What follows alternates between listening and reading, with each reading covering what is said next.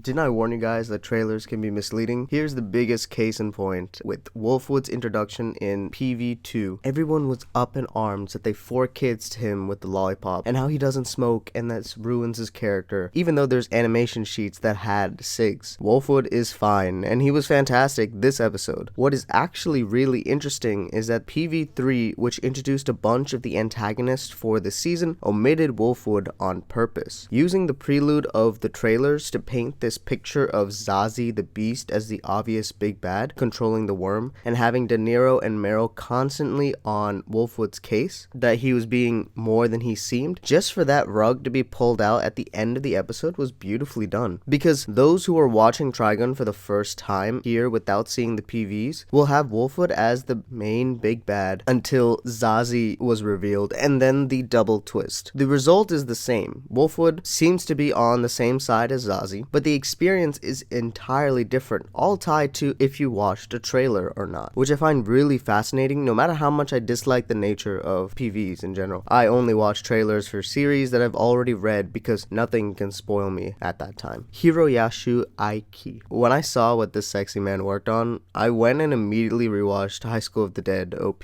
High School of the Dead is my entry into the medium of anime, so actually super excited to finally know who's the creator behind that legendary opening. The only problem is that he usually storyboards and directs the episode in unison. It's really rare for him, like he did with Stampede, where he just is the storyboarder, as we got a returning creator from episode 1 of Stampede, Naomichi Yamato, who we did talk about as being the director of 2 episodes in Noragami. It would have been nice if I actually got to episode 3 of Noragami to give more insight, but I'm essentially watching 1 episode of Noragami a week in tandem with Trigun's weekly release, and I didn't think Yamato would get an episode again so soon, so hopefully he'll come back.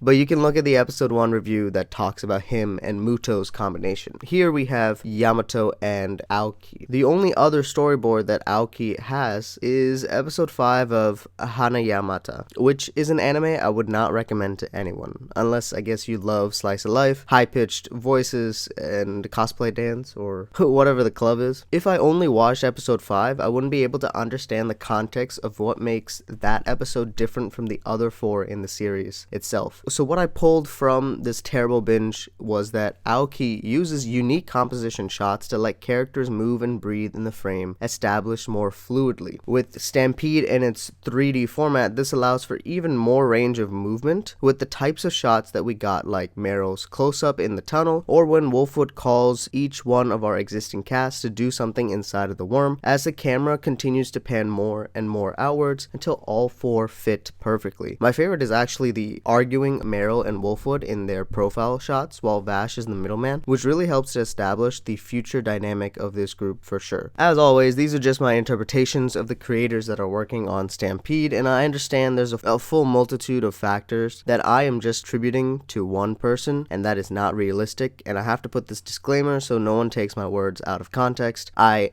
do not work in the animation industry, I'm just a fan. I also don't have too much to say about the episode itself, as it would be considered spoilers for Stampede only fans, as there were a lot of lines that I just can't talk about. But we kick off with Act 2 of this season. There's some things I like about the episode are Vash's line about Wolfwood's eyes and how hurt Wolfwood looked afterwards, or the shot of Vash sleeping in the back of the car. But I'll see you guys next week. Peace.